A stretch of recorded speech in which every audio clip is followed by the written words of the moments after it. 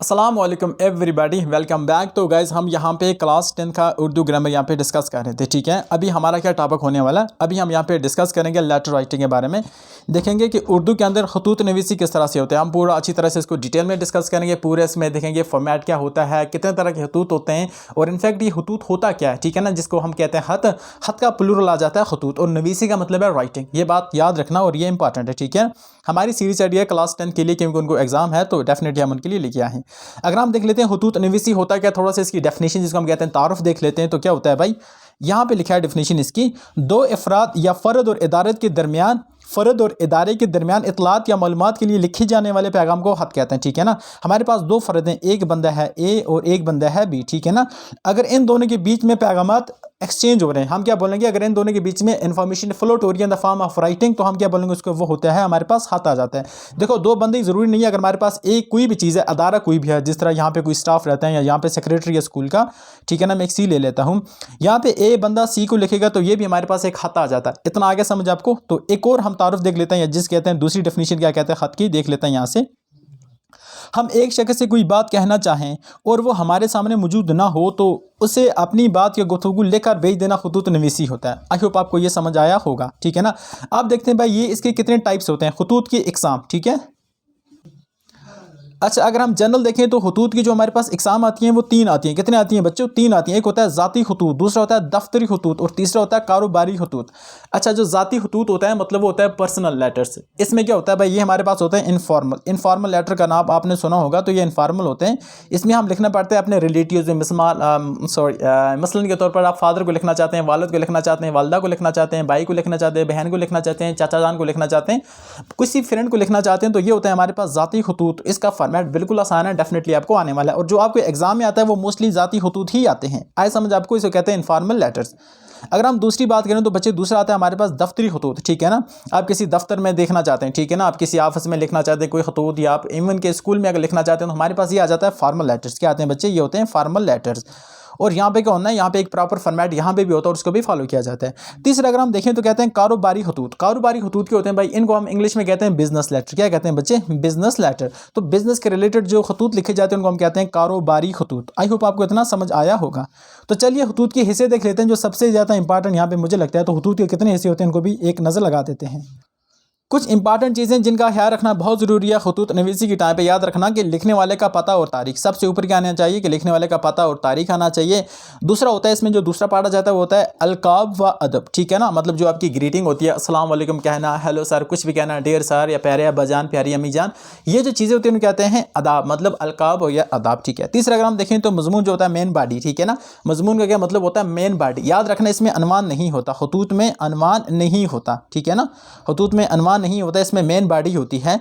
Main body में आप लिखते हैं जो भी आपको इन्फॉर्मेशन देनी होती है वो लिखते हैं, और लास्ट पे आप क्या करते हैं, एहतताम कर देते हैं। ठीक है ना, एहतताम आपको लास्ट पे लिखना पड़ता है और ये आपका इस तरह से खत हो जाता है। ठीक है, अब हम क्या करते हैं भाई, इसका फॉर्मेट देख लेते हैं। इसका फॉर्मेट कहाँ पे है, यहाँ पे आप देखोगे खत लिखने का सही तरीका क्या है। तो यहाँ पे मैं लेटेस्ट मॉडल आपके लिए लेके आया हूँ कि आप एग्जाम में इसको जाकर लिखेंगे तो डेफिनेटली ये आपके लिए कारआमद रहेगा। ठीक है ना, सबसे पहले ऊपर होना चाहिए, पता होना चाहिए आपका जो एड्रेस है कि आप कहाँ से लिख रहे हैं, तो यानी शहर का नाम, या अगर आप इम्तिहान में हैं तो आपको इम्तिहानी मरकज़ लिखेंगे ये। ठीक है ना, इम्तिहान हाल जिसे कहते हैं, इम्तिहान कमरा। ठीक है ना, इम्तिहान कमरा आप सबसे ऊपर लिखोगे। यहाँ पे क्या लिखना है आपको, इम्तिहान कमरा। उसके नीचे बच्चे आपको लिखना है तारीख लिखनी है। ठीक है ना, देखो यहाँ पे लिखा है 1 जनवरी 2022 ईस्वी लिखा है ना यहाँ पे। अच्छा, लिखने का तरीका क्या है, डेट आप किस किस तरह से लिख सकते हैं, यहाँ पे इसकी भी थोड़ी सी नज़र डाल सकता हूँ। देखना, अगर आप 20 जनवरी को लिखेंगे या मार्च, मीम अलमा रेच 20 मार्च 2022 भी लिख सकते हैं। इसमें सबसे इंपॉर्टेंट चीज़ क्या होती है बच्चे, याद रखना, साथ में ईस्वी लिखना होता है। इसमें आपको सिर्फ जो मंथ होता है ना, मंथ पे फोकस करना होता है कि जो आपका मंथ है वो किस में होना चाहिए। आपका जो मंथ है बच्चे वो होना चाहिए उर्दू में। ठीक है, इंग्लिश में यहाँ पे आप नहीं लिखेंगे। बाकी ये जो डिजिट्स होते हैं स्टार्टिंग वाले, जिस तरह मैंने यहाँ पे लिखा 20 जनवरी, या यहाँ पे मैंने लिखा 20 जनवरी और यहाँ पे मैंने 2022 लिखा, तो definitely we can write an English format. But आपको जो मंथ लिखना है वो किस में लिखना है, आपको वो उर्दू फॉर्मेट में लिखना है। और साथ में ईस्वी का क्या मतलब होता है, ईस्वी होता है उर्दू में मतलब एडी, जिसको हम बोलेंगे।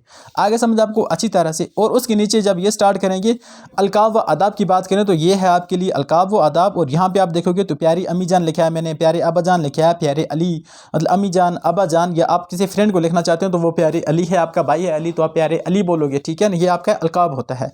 तीसरा देखें तो आपको ग्रीडिंग करनी है अस्सलाम वालेकुम, डेफिनेटली ये करना है। मजमून देखो किस तरह से स्टार्ट किया जाता है, यहाँ पे भी थोड़ा सा आपको मिलेगा। मजमून होता है हैरत बताने और पूछने के बाद मजमून या मजमून लिखा जाता है। पहले आप उसकी पूछें कि भाई हम ठीक हैं, हैरियत से हैं आप, वहाँ पे सब ठीक हैं, याद रखना ये मेन बॉडी होती है मजमून, ठीक है। इतना तो आई होप आपको क्लियर हुआ होगा। अगर हम आगे दो और नज़र लगाते हैं तो यहाँ पे होता है एहतिताम क्या होता है, सफ़र के इंतहाई बाएं जाना, मतलब फॉर एग्जांपल आप ये लेटर लिख रहे हैं तो यहाँ पे, ठीक है ना, इस पोर्शन में आपको क्या लिखना होता है, आपका बेटा लिखना पड़ेगा, आपका दोस्त वगैरह लिखना पड़ेगा। तो ये आपको यहाँ पे बिल्कुल नहीं लिखना है राइट साइड, आपको बिल्कुल कहाँ पे लिखना है, लेफ्ट साइड लिखना है। आपका बेटा या आपका दोस्त या आपका भाई या जो भी आप जिसको लिखना चाहते हैं अपना नाम लिख सकते हैं यहाँ पे डेफिनेटली आपको अपना नाम लिखना होता है। ये था एक फॉर्मल लेटर, नहीं सॉरी, ये इनफॉर्मल लेटर का, और फॉर्मल लेटर भी ऑलमोस्ट इसी तरह से ही लिखी जाती है, ठीक है। एक दो मिसाल ले लेते हैं भाई कि लेटर किस तरह से आता है। यहाँ पे मैंने आपके लिए एक रिटन मिसाल आई है, तो इससे आपको क्या होगा, थोड़ा सा मतलब पता चल जाएगा कि चलो एग्जाम इस तरह से होते हैं। देख लेते हैं क्या होता है। सबसे ऊपर आपको क्या लिखना है, पहले जगह का नाम लिखना है। यहाँ पे मैंने क्या लिखा है भाई, यहाँ पे मैंने लिखा है कमरा इम्तिहान, आई होप आपको नजर आया होगा। उसके नीचे मैंने शहर का नाम लिखा है ना, शहर अलोबेजिम, कुछ भी आपका शहर श्रीनगर, शहर जम्मू है, शहर डोडा है, शहर सोपोर है, कुछ भी आप लिख सकते हैं। और उसके नीचे आप लिखेंगे डेट, ठीक है ना। डेट के लिए क्या कंपलसरी है, यहाँ पे आपने क्या नोटिस किया होगा, यहाँ पे आप देखेंगे तो यहाँ पे आपको मिलेगा 8 सितंबर 2016, कुछ ऐसा लिखा है, ठीक है ना। अगर आप इसको चेंज करके सीधा 8 सितंबर उर्दू में लिखेंगे, सीम मीम नून टे बेरे सितंबर 2016 लिखेंगे तो ये भी चलेगा। बस आपको मंथ पे फोकस करना है भाई, जो मंथ होना चाहिए आपका वो उर्दू में होना चाहिए, ये कंपलसरी होता है बस। उसके बाद अलकाब जो होता है, ग्रीटिंग जिसको आप कहते हैं, देखो यहाँ पे लिखा है प्यारे अब्बा जान, ठीक है ना, लिखा है ना प्यारे अब्बा जान, और नीचे अस्सलाम वालेकुम। याद रखना सलाम के बाद नोट ऑफ इंटरोगेशन ये लगाना ज़रूरी होता है, इसमें थोड़ा वजन होता है और आपको मार्क्स अच्छे मिलेंगे। उसके बाद जो आपकी बॉडी होती है, जो मेन अनवान होता है, तो यहाँ से आप लिखेंगे, आपको ये जानकर खुशी होगी कि मैंने हफ्ते जमात के इम्तिहान बहुत अच्छे नंबरात से पास कर लिया है, ठीक है। बच्चा कह रहा है कि अच्छे नंबरात से मैंने पास कर लिया है, यही नहीं बल्कि अपनी जमात में पहली पोजीशन भी हासिल की है। अब्बा जान ये सब आपकी और अम्मी जान की दुआओं का समर है, मतलब नतीजा है।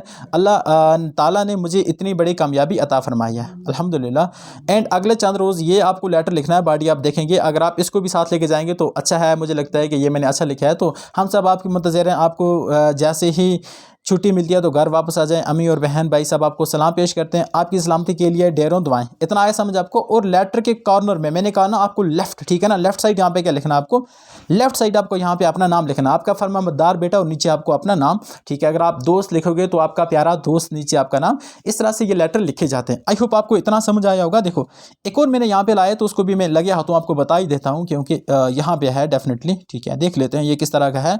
इसका फॉर्मेट भी जाना ज़रूरी होता है, एग्जाम ओरिएंटेड है तो डेफिनेटली हमें फ़ायदा आने वाला है। कहता है, पहले देख लेते हैं क्या कहता है भाई। कहता है वर्दी और किताबों वगैरह के लिए पैसे भिजवाने के लिए वालिद साहब को खत लिखिए। आपको अपने वालिद साहब को एक इनफॉर्मल लेटर लिखना है जिसमें आप उनको बोलेंगे कि मेरे को वर्दी और किताबों के लिए कुछ पैसे दीजिए, या मतलब मुझे ये चाहिए तो आप मुझे पैसे अरसाल कीजिए, ठीक है। स्टार्ट करने का तरीका क्या है, ऊपर सबसे पहले आप जगह का नाम लिखेंगे, ऊपर आपको इम्तिहान गाह भी लिख सकते हैं या इम्तिहान कमरा भी लिख सकते हैं डेफिनेटली। यहाँ पे एक नॉर्मल अपनी जगह का नाम लिखा गया। दूसरा मोरखा देखें तो तारीख भी लिखा है यहाँ पे 1 मार्च 2000 ये वाली लिखी है, तो आप इस तरह से भी लिख सकते हैं। उसके बाद मोहतरम वालिद साहब यहाँ पे भी लिख सकते हैं, यहाँ पे भी लिख सकते हैं, इसमें कोई कंफ्यूजन नहीं है। अस्सलाम वालेकुम डेफिनेटली यहाँ पे आएगा। एंड याद रखना यहाँ पे जो आपको ग्रीडिंग है ना, यहाँ पे दिया है, इसको उठाकर आपको यहाँ पे प्लेस करना है, ठीक है ना। ये जो है मैं सिंपल क्या कर देता हूँ, इसी को उठाता हूँ। ये जो है भाई, हम आपका ये जो है ना, आपका बेटा इशरत, इसको उठाकर आप कहाँ पे रखेंगे, इस वाले पोर्शन पे रखेंगे। आपका बेटा मतलब यहाँ पे आना चाहिए। तो ये था कुछ इंपॉर्टेंट फॉर्मेट खतूत राइटिंग का, कि कहते हैं खतूत नवीसी, सॉरी, ठीक है ना। अच्छा, इसी तरह से आपको दरख्वास्त राइटिंग भी होता है, मतलब एप्लीकेशन या दरख्वास्त आप किस तरह से लिखते हैं उसके भी प्रॉपर फॉर्मेट होता है, तो वो हम नेक्स्ट वीडियो में लाएंगे। देखो आपसे कहते हैं कि ज़रूर हमारे चैनल को सब्सक्राइब करें और अपने फ्रेंड के साथ इस इंपॉर्टेंट वीडियो को शेयर करते हैं। मिलते हैं दूसरी वीडियो में, तब तक के लिए अल्लाह हाफ़िज़, थैंक यू गाइज़।